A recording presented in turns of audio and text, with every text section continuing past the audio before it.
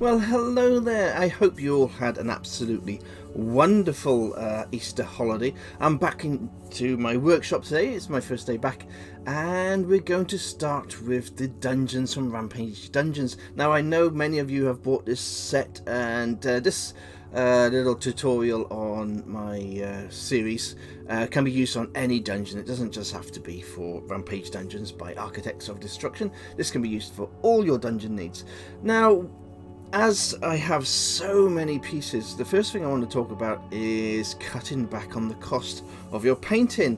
So these are the paints I shall be using today, and it's highly recommended that you use these paints because it will save you a small fortune. You can't go using the small dropper bottles on your dungeons.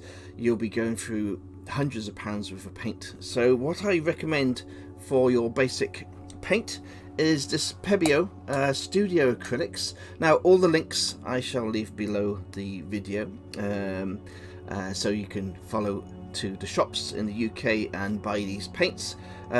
This paint here from Pebeo is about £4.50 for a small tub. This tub here is probably about £12, but this will paint your whole dungeon. When you consider the size of the small dropper bottles, you really are getting your money's worth. And as you can see, I've painted one of the tiles here in this grey, and it's absolutely beautiful. And there's the same, the black, I've painted one here in black. So this is the grey and black from Pebeo, and it will be a huge coverage over all your tiles, and it's perfect for what we need today. So we're just after black and grey in this colour. Now, we're going to do two different paints today. We're going to do one where we got the grey on first and one with the black. One will do dry brushing and one will add an ink wash. It actually works out cheaper to do the black on grey if you are on a budget. So what we'll be doing is I'll be showing you the dry brushing with the acrylic. This is the same paint on these tiles. Now, for the other colour, the grey, we shall be using this game wash.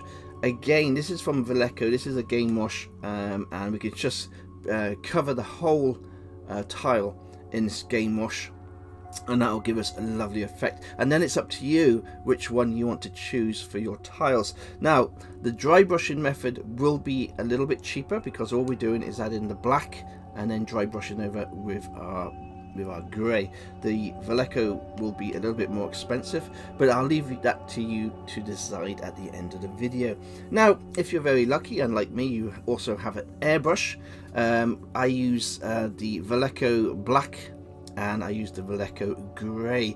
These are you can get these from eBay or you can get them from Amazon, and these will do a whole dungeon as well. So you got your black or your grey, but that's only if you have an airbrush.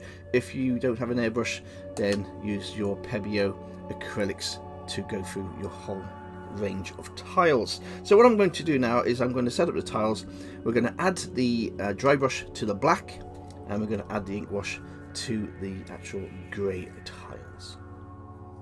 I'm waving my little paintbrush around. I feel like I'm Harry Potter. Expelliarmus! Cinderellum! Bloom!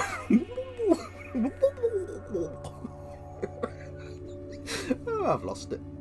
Okay, so let's start with the game wash. This is the black dipping formula by Vallejo. Now, all I do is I use the old paintbrush here, and we're going to go straight over the whole of the actual tile. Now, what I like to do is put a nice coat on, and it goes into all the crevices there, and it instantly gives it a nice old Gothic style dungeon effect. Now, what I'd like to do is I like to use a little bit of tissue, and while it's still wet, I will use the tissue, especially if it's got a textured tissue. It'll actually give a nice effect, and we just take off a little bit of the actual ink wash, and what happens is the recesses continue to be nice and dark and black in the recesses, and it becomes a little bit lighter on the top of the tile, and that is as simple as it gets for painting a tile, grey and black. So again, just add in the old ink wash, nice coverage, Make sure all the ink goes into all the recesses, like so. Once all the ink is in the recesses, all we need to do then, go back over with that tissue. It's got a little bit of a texture to the tissue. This is kitchen roll. Don't use toilet paper. Toilet paper, your fingers will go through. Your fingers will go through the tissue. So you want to use kitchen towel. And just take off a little bit of the wash.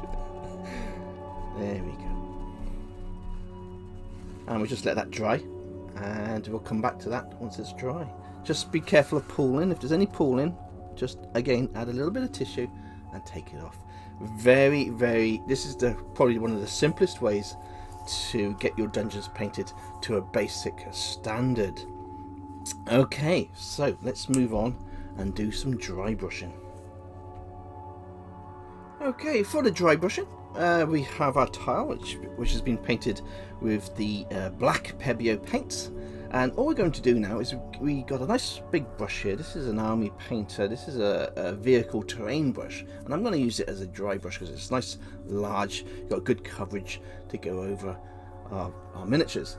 So I'm just taking a little bit of this paint here on the top there. I'm now going on to a tissue where I'm removing all that paint. So we're left with just a little bit left on the top there, just like a little bit of paint. And then what we're going to do is go directly across the whole of the actual tile. And what happens then, it magically makes the stone come through. It's a beautiful thing to do, and it's great fun to see it magically come alive by just dry brushing. Dry brushing is it is my favourite thing to do on all my miniatures. I've been dry brushing miniatures for 40 years now. So I got quite a good knowledge of how I dry brush my miniatures. But this is what I'm trying to show you today. This is just one coverage using the dry brushing technique over black. Now this will be the cheapest way. This will be the cheapest way to give your dungeons a gothic dungeon-like effect. So I'm just going to show you this for today.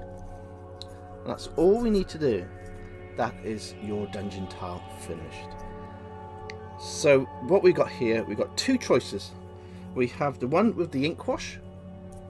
Let's turn this around. So we've got one with the ink wash and one where we've done a dry brush. And both these tiles are completely acceptable in your games. So we've finished today the two tiles. I think they both look fantastic, and you could easily paint all your dungeons exactly as they are now. But what we'll do in the next episode, we'll start to do advanced techniques by adding different stone tiles, different colours. We'll be adding grass to the bottom of the grass and moss to the bottom of the actual tiles, making all sorts of different colours. And what we have, we'll probably do another maybe 10 or 12 different shows showing you all different ways to paint your dungeon tiles. And what we'll be doing in the future as well, I'll be doing all the dungeon rooms, so we'll have the flame rooms and trap rooms, so there'll all be different things, and demon rooms, the crypts.